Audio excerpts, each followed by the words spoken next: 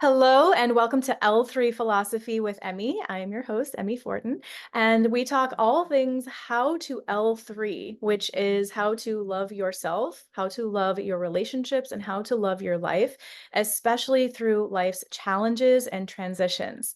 And so today I have a guest named Terri Hamilton, and she is a mindfulness and positive mindset coach. She is also a teacher and near and dear to my heart. So, Terri, welcome. I'm so glad to have you here. Thank you, Emmy, for having me. I'm excited to be having a chat with you. Good, good. So, Terri, I think it would be a great place to start by talking about mindfulness and how that can help us L3. So, I refer to this like, how can we L3? What's preventing us from being able to L3? So, like, if we think about these three areas of our lives as being like a stool where we need all three of them really to be able to thrive, what role would you say that mindfulness plays in helping us kind of achieve peace and happiness in those areas? I think mindfulness is an incredibly powerful technique that is easy to learn, not always simple, but easy to learn. And it is becoming aware of where you are right in the moment. It's not thinking about what you did before you got here. It's not thinking about what you're going to do. It's taking a pause, and using your breath as your anchor. So, breathing is the most important thing that we do. We just don't normally think about it. And so, when we take the time to intentionally take a nice cleansing breath, that is a moment of mindfulness, and it resets our mind and our body and gives us a sense of peace. So I say, whenever you're feeling stressed in any type of situation, if you just take the moment to become aware of your surroundings, where you are, how you're feeling, and notice your breath in your body, and it allows you to calm down, which is amazing. Yeah, and so it sounds like you're explaining a way for us to really be present, not only in our environment and or if we're with a person, but also even just present in our own bodies and noticing like what our five senses are experiencing. Um, Absolutely. I know as a breakup and relationship coach, I noticed that presence actually is like the underlying thing that can cause so much disconnection if you don't have it. For example, like in a relationship with someone else. But if you don't have presence with yourself, that can also cause disconnection. So, how can being present with ourselves, but then also with other people. Like, are presence and mindfulness the same thing? Or I don't know if you can speak to that a little bit. I was going to say that they're very similar. And what I recommend is practicing mindfulness when you are by yourself. Like taking a few moments each morning when you wake up is a beautiful time to just take some cleansing breaths before you even get out of bed and notice your body. Notice that it's a brand new day and practice that throughout the day. Like I love to be mindful emptying the dishwasher. Like I pay attention to what I'm doing. I'm not thinking about what I need to do next. I'm like literally thinking about placing the plate in the right cabinet. That's being present, that's being mindful. And the more that we train our minds to do that in solitude, the easier it is to practice mindfulness when we are with another person. And people want to be heard. Like, no matter who we are with, they want to be seen and heard. And so the practice of, we call it the power of the pause, is just so incredibly useful because we want to react, we want to respond, we want to fix things.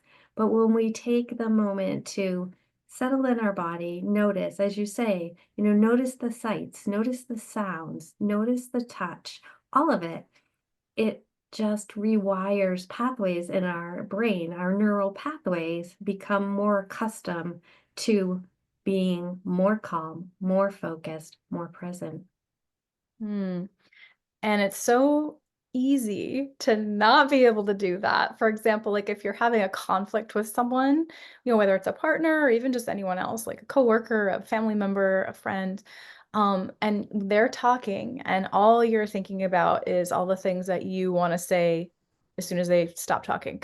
Exactly. So that's not really being present because you're not really actively listening and empathizing and showing compassion. You're just like waiting your turn, maybe patiently. Maybe patiently, exactly. And that is a beautiful example, Emmy, of taking the moment to become aware that you're doing that. Like, first, we have to become aware that we're doing that, right? It becomes a pattern, especially with someone we're very close to. It's like, no, but, right? No, but I want to tell you how I'm thinking. But if you actually sit back and be like, I love the phrase, I wonder why. I wonder why that person is saying that. I wonder why that person is doing that. It takes the reactivity out of the situation. And then take a breath before you actually respond. And when you respond, it's different than reacting. It's like you've given your brain a chance to engage. Do I really want to say that? Do I really want that to be what this person is hearing? Or do I want to think about it? And it only takes a few seconds to be like, huh, maybe I could reword that a little differently. And do I want to be right or do I want to be kind? Those are two different things. Yes, and I know that you do a lot of work centered around kindness, and we can definitely get into that more later because I think that's a really important piece that you're bringing up. Do I want to be right or do I want to be kind? And I really like the phrase, I wonder why, because then you're automatically putting yourself in a position of curiosity to actually understand the other person rather than, like you said, just respond to what they're saying so that you can have your point heard, which is equally as important, right? We hope that both people are listening. But what about, so I know that when I was kind of first learning about all of these techniques like mindfulness and meditation and even other practices that are meant to help kind of soothe your nervous system and ground you, I would actually get really annoyed when I would hear people tell me just take cleansing breaths because I was just like, are you kidding me? Like you're gonna tell me all the answers to my stress, my crazy emotions, my all these things is breathing. And to be quite honest, I didn't even want to put in the effort of taking deep breaths. Like do you come across this with people that you work with at all? Or like do you find that sometimes people have resistance to even just breathing?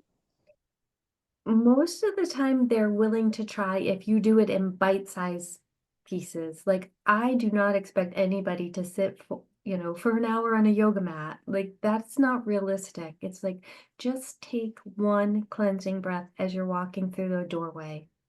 Take one as you're getting into your car. Take one or two when you're sitting at a stoplight, because the light is not going to change green any faster if you are really wound about it. I think people have a misconception about what mindfulness is and that your mind isn't going to wander. It will wander. That's what our minds do. But if we give just a little tidbit, like just try this one technique. And if breathing bothers you, then we'll find a calming stone or we'll find something else that is like, oh, I can do this. Like I can hold on to a calming stone and send signals to my brain to calm down without having to think about it. So there are lots of techniques for helping if someone is really resistant. But once they feel the benefits of it, they're like, oh, okay. Okay, and so now I A have to ask, I haven't heard this term, a calming a stone. calming stone. Is it just Okay. something that you're like focusing on? No, it's actually a smooth stone, and you can get them from the beach, or you can get them from a store, but it's any smooth. stone that you're actually putting between your thumb and your forefinger and applying a bit of pressure. Mhm. And you can get really pretty ones that say, breathe on them, or they have a little message, or they're made out of a crystal. But the important part is that they're smooth and that you're putting a little bit of pressure on the acupressure points in your fingers. And this automatically sends a signal to your brain to calm down. And Oh, so I recommend people have these at their desk or they have them in the car. Uh, and I could be using a calming stone while we're chatting and no one even knows, right? But it's actually sending signals to my brain. So I highly recommend calming stones. that's awesome. Yeah, I haven't heard of that. Although as a teacher, I used to be a high school teacher. I guess it's kind of along a similar idea of like the squeezy things Squeeze. that the kids would use if, if they have high anxiety or have a hard time focusing. But it sounds like with the calming stone, it's going a step further to actually be targeting specific points that are probably acupressure points. What did you Yes, they're say? Yeah. acupressure points. Yes, yes, Okay. yeah. Wow. Okay. So that's really great. What did you say another thing for mindfulness or that brings you back? Well, the other thing is like doing finger tapping. It's along the same lines as a calming stone, but you can touch the fingers to your thumb. And this is also acupressure points at the tips of our fingers. So you can do that, sitting at your computer and just applying a little bit of pressure. Or if you're walking into a situation where you need a little bit of calm and focus, you can do that before you enter. So that's a really simple way if you don't want to breathe. But eventually, you're going to be breathing deeper breaths when you're calming your body. Mm-hmm. Right, because deep breaths are the is kind of a not a trigger, but a signal to your nervous system to relax, right? Exactly. Um, I know that what I'm seeing is like a similarity between these activities where you're really bringing your focus into either doing something, for example, breathing, or even like a part of your body, like you're picturing or feeling your fingers, or you're bringing your focus into the stone. And so that is mindfulness, right? It's just noticing what's happening right now and just paying attention to that. Paying attention. Yeah, mindfulness is really paying attention to the present moment without judgment. Like you're not judging yourself. That's a really important piece about it. You're not going to do it wrong. You're not going to breathe wrong. You're not going to touch that wrong, right? It's like, okay, I can do this, right? And some people put that to their fingers, like I can do this. It's Hmm. another way. A yoga instructor taught me that, and I'm like, oh yeah, I can do this. We are Hmm. really powerful people, and when we believe we are, we feel better. Hmm. Oh, for sure. Yeah. And I share this quote a lot because when I read it, it was really just profound to me at the time, and I still love it. And I'm sure you've heard of it by Lao Tzu. And he says, if you're feeling depressed, your thoughts are in the past. If you are feeling anxious, then your thoughts are in the future. And if you're feeling at peace, then you're in the present. It's a beautiful quote. I love it And I too. might not have got it verbatim, but You have the essence of it yeah. beautifully. Yeah. And so, are there any other components of mindfulness that we should know about? I think I would love your audience to know that we can all do it. And the more we practice it, like any other skill or any other muscle, the better we get at it and the more we see the benefits. If we walk for 5 minutes, we feel the benefits. If we walk for 10 minutes, we feel it more, right? So it's remembering to do it when you're feeling calm, and then when you're under stress, it's going to become more automatic. And the more you do it, the more you're going to love it. I promise. And you still don't have to sit on a yoga mat for an hour. I love to sprinkle it in to my day. And I read this beautiful book called 10 Mindful Minutes by Goldie Hawn many years ago. And it is truly my belief, and the research will back it up, that if you can put 10 minutes of mindfulness into your day, that it will change your neural pathways in your brain. And I felt when I first read it as a very busy mom, I'm like, I can do 10 minutes. I don't know that I can go to a yoga studio. There's nothing against yoga studios. It's just I wasn't sure that I was capable of doing that. Now I know I can do that, but I don't always do that. But I'm Yeah. mindful every single day. And it's just really soothing. It's incredibly soothing and calming.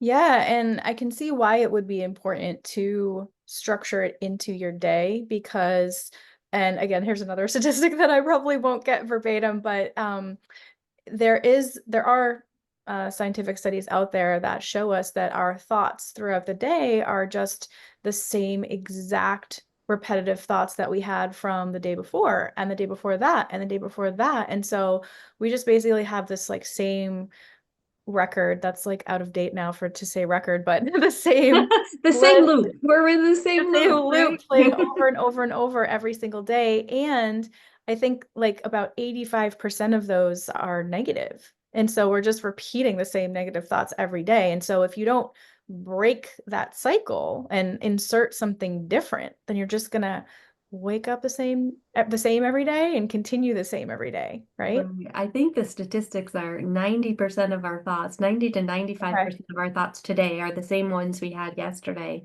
Okay. And yes, our brain has a negativity bias. It's what keeps us safe. Mhm. It's part of our reptilian brain. And it's like to be, it's our fight, flight, or freeze response is keeping us safe. So in order to counteract that, I believe we need to put positive moments into our day, mindful moments into our day, and then you're going to look at the world a whole lot differently. Yeah. Yeah. So we actually have to create an intention. Like, where in my day today am I going to inject, 5 to 10 minutes where I get to not focus on the repetitive thoughts, but actually do something that I enjoy or have a little mini breathing session or, mindfulness practice of some sort. Because otherwise that cycle is just going to keep on repeating itself. And I love to have habit stacking, where you already do something always, like you always brush your teeth in the morning, or at least I do. I always brush my teeth in the morning. So what a perfect time to notice what going on outside, noticing the birds, taking some breaths. So if you can put it towards something else, and your audience may think this is interesting, but I love doing I love folding warm laundry. Like I love that. So that is something that when I do the laundry, I pay attention to the texture of the towels. I pay attention to the warmth of the clothes.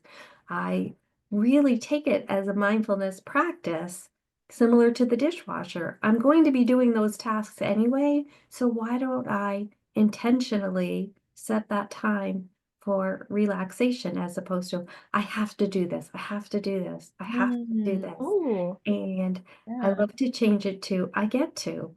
How Yeah. lucky am I that I have towels to fold? How lucky am I have a dryer? So whatever it is that you're doing that is already part of your day, if you habit stack it, meaning you put it together with something else, it makes it easier to remember to do it.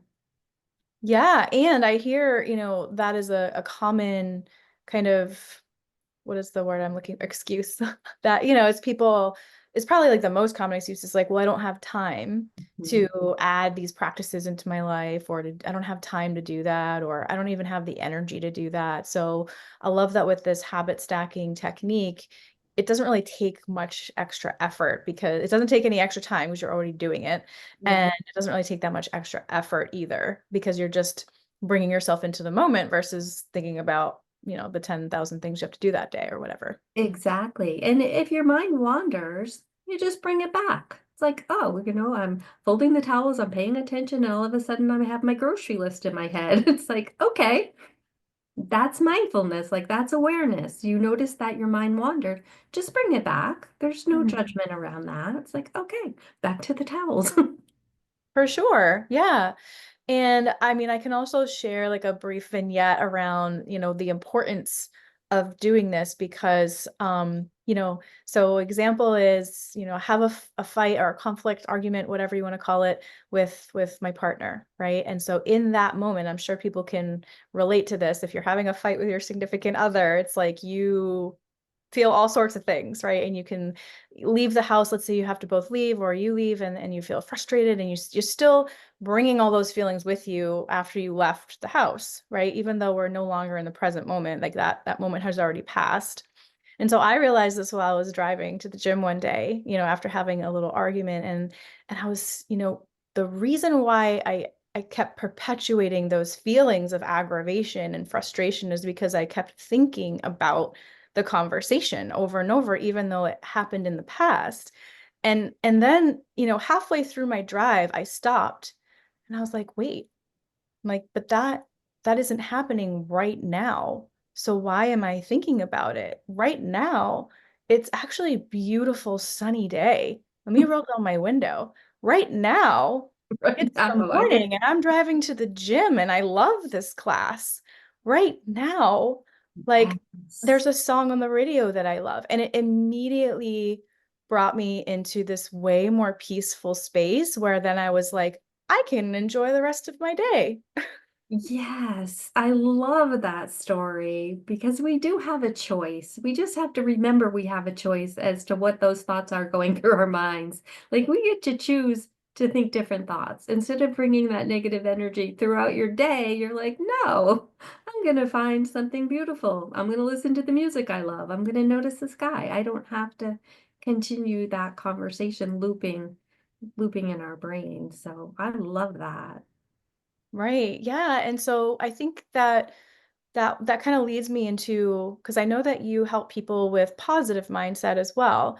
But that I mean that is different from mindfulness because, what I noticed myself do in that moment was to bring myself to the moment of noticing all of the beautiful things around me, which ended up being positive, but like that was different from me just flipping what I was feeling and turning those into positive statements, Yes. right? So, can you speak to a little bit to how like positive mindset kind of plays out through our day and how that might be either similar or different from mindfulness? Yeah, mindfulness for me is, that awareness in the moment. We can't stay there all day long, right? We can't, we won't get anything done. At least in my experience, I could be mindful all day long and be happy doing that, but we do need to get things accomplished also. So the way that I look at the world is, and it's been through practice, although have been a pretty positive person most of my life. However, there's always situations that stress is coming at us. So, how do I look at the stress and how can I negotiate those thoughts patterns in my mind? Like we discussed, our brain has a negativity bias. So, we have to intentionally put positive thoughts into our mind.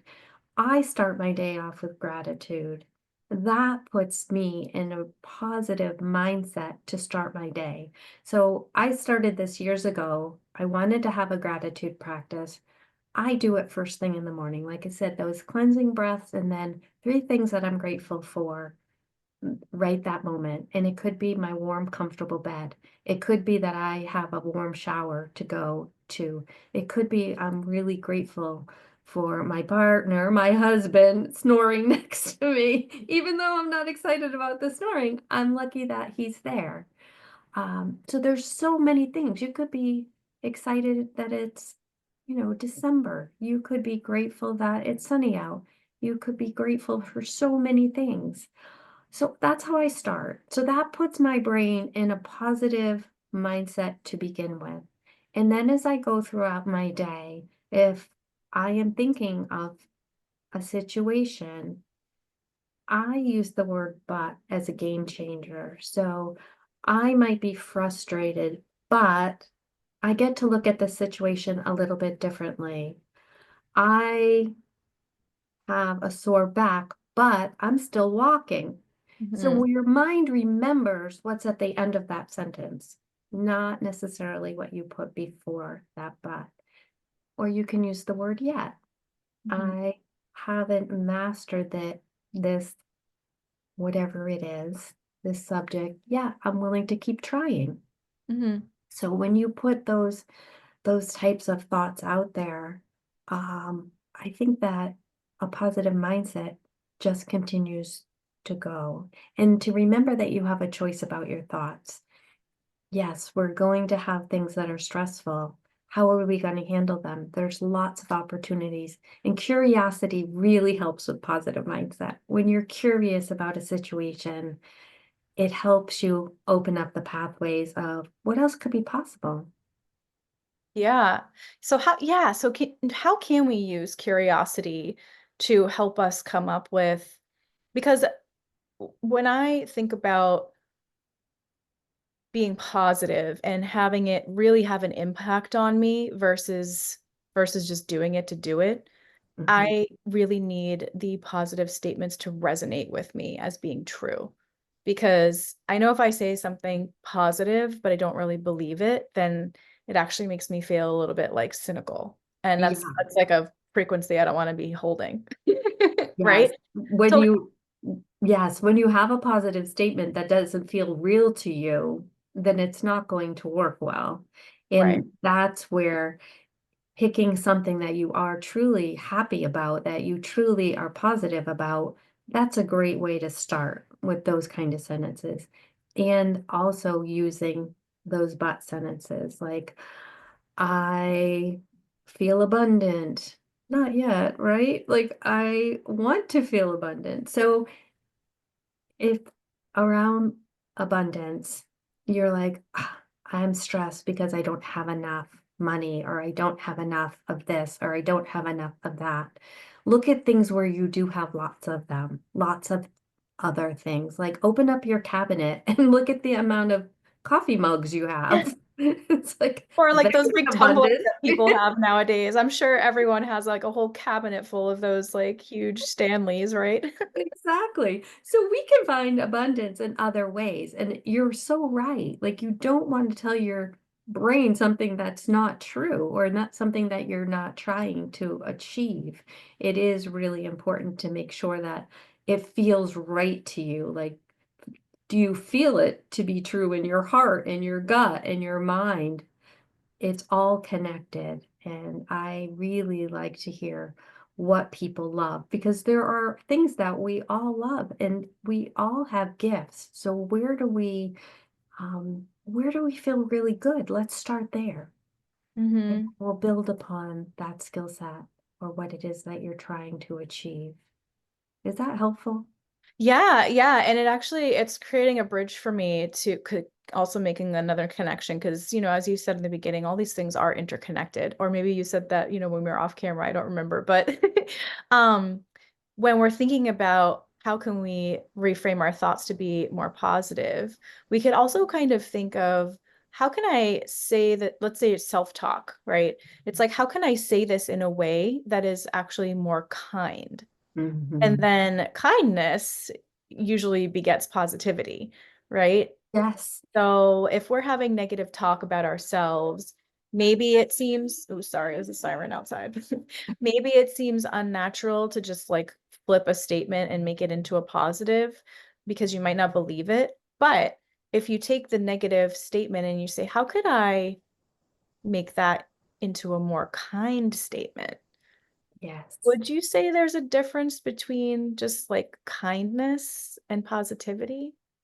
I think there's a difference between those two words, but as you say, they are interconnected. So if you are not feeling um, your best, if you intentionally seek to be kind to someone else, that kindness does come back to you.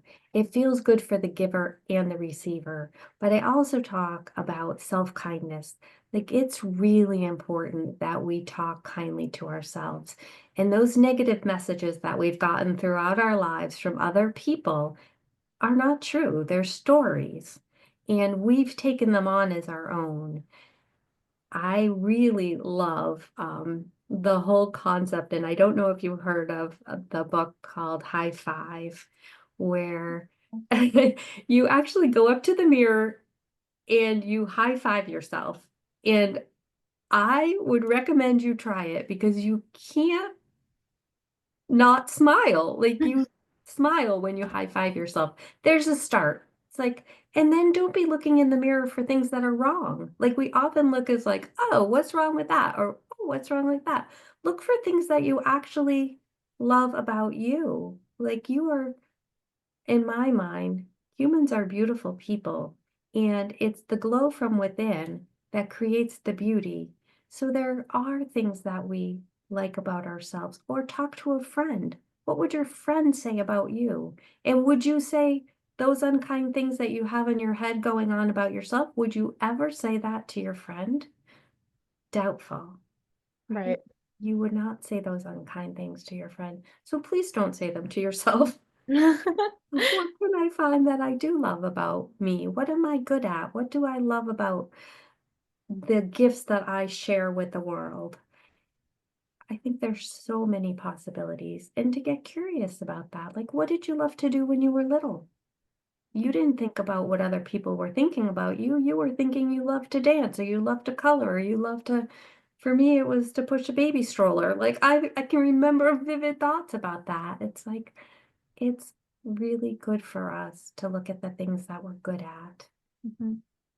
Yeah, I mean, we talked about, enjoying the laundry as a mindfulness practice, and Terry, I don't think it's weird because I also enjoy folding laundry. I love Um, but why not at the end just giving yourself a kind statement like, "Wow, that was a great job you did there." You got it. all the laundry folded and it looks great.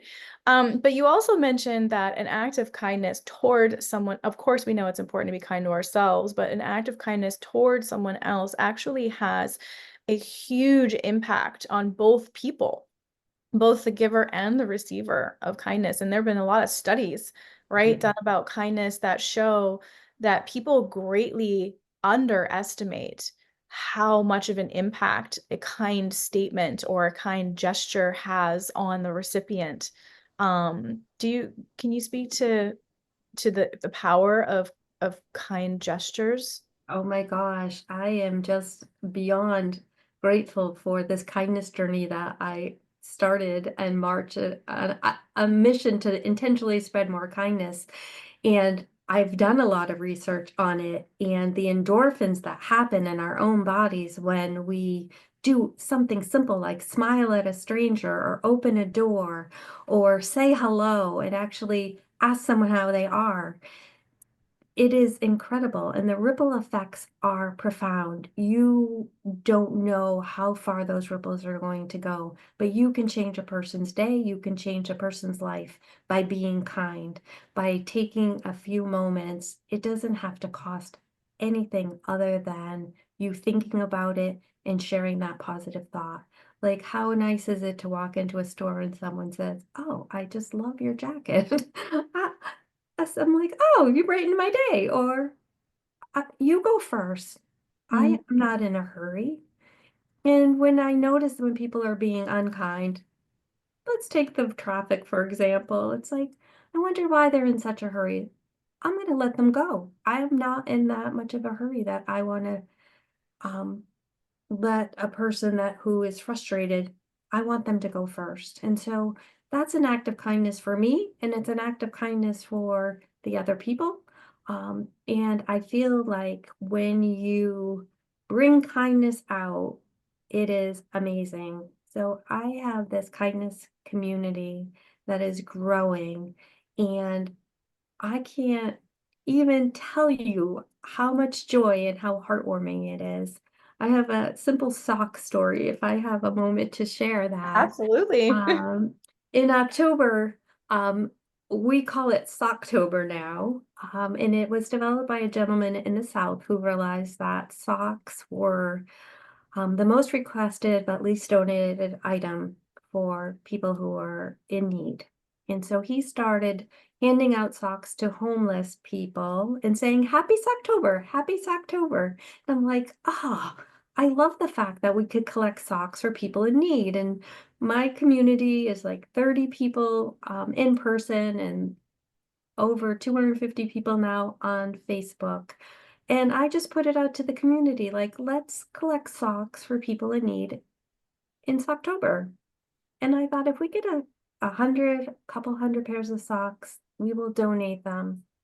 Between all of us, we gathered almost 1,200 pair of socks. Wow. And I'm like, and they just kept coming. They kept coming to my mailbox. And I'm like, every time I open that mailbox, I'm like, was so excited for the socks. And my friend who donated some, she's like, I'm like, these are beautiful socks. And she's like, well, they're not for you. I'm like, I know they're not for me, but they have warmed my heart. She's like, Yeah. you love them. I'm like, I do, because you could donate a pair of socks, you could donate a package of socks. Everybody could get involved Mhm. and feel good about that. And then the organizations that receive them were in awe. They're like, how did you do this? I'm like, I just asked. Mm. I just asked. And the kindness that came out of places that I would never have imagined. I'm like, that's the power of kindness. That is, we all felt amazingly great about contributing. Mhm. And the people who are receiving them are now going to have warm socks. Yeah, so I mean, this is a really easy, natural way to build endorphins in your body, right? Which are the feel-good chemicals and Yes. like contribute to just the more happy feeling, I guess. Do you know, like, are there any, because you said you've done a lot of research about kindness in general. Is there Yeah. anything interesting that you learned along your journey about kindness that, would either motivate people or just be like, wow, I didn't know that. Yeah, well, I love the acronym DOSE, DOSE. So it increases your dopamine, your oxytocin, your serotonin, and your endorphins. And those, like you said, are all of the good feel good hormones. So if you are giving, if you are kind in any way, like you are going to feel better. And the research is pretty profound about it. So, yes, like try it. Like when you're, especially if you're having a tough day, like I'm going to just go open a door for somebody, or I'm going to go to this store and maybe help someone pull something off the top shelf that you can reach and they can't reach, Mhm. or saying hello or thank you to the person who's checking you out. Like these small gestures are huge. And then if they feel seen and heard, they're going to be kinder to the next person in line. I am So sure true. of it. I'm sure of Pay it it. forward effect, right? Exactly. Yes. Yeah, I love the dose idea because those are all really powerful chemicals that, people sometimes go to great extremes to experience. Some not in a healthy way. And yet all it takes are these just consecutive acts of kindness to other people to naturally produce them. That sounds pretty amazing. And are there any other things that you've experienced in your group? Because I know that people in the group are kind of posting, all the time, just like uplifting things. Is there anything else that because I know that you have in-person get-togethers too. So is there anything else you've experienced through having this community that you're like, wow, that was cool? Oh, yeah. It happens every time we gather. It's like, oh, the momentum that happens when you are in groupthink. So starting out with this, what is kindness to you? We ended up with like 100 different things that kindness meant to other people. And some of us said, oh, that's just being polite. But no, it really is the essence of kindness is being kind with your words, being kind with your actions, being kind with your thoughts. And then my kindness ambassadors are like, oh, could we? I like to do monthly themes. Like October was such a success, I think, because it was simple. People want to know what to do, they don't want to organize it. And so we moved on to November, which was we're still extending it. It's called the Purse Project, where we're collecting used, like new, and new purses, and we're filling them with self-care products for women in shelters. And some of them don't have purses at all. And so to give them this gift, so this is going to be a little bit longer than a month because one of my kindness ambassadors, or two of them, and perhaps they came together, they were chatting, they're like, oh, can we sponsor um it's called Webster House in Manchester, New Hampshire. Can we sponsor those children that are there for the holidays? And I'm like, of course we can. And so now 15 children have been adopted with gifts that will be wrapping and delivering on Monday. And so it's all the ideas that are coming, and I'm learning about many different organizations that we can help in very simple ways.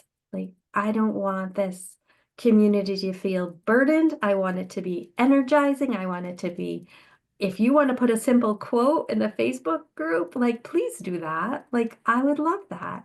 And when you pop in, it's like, yeah, a breath of fresh air. Like, it's all nice community, people sharing their thoughts.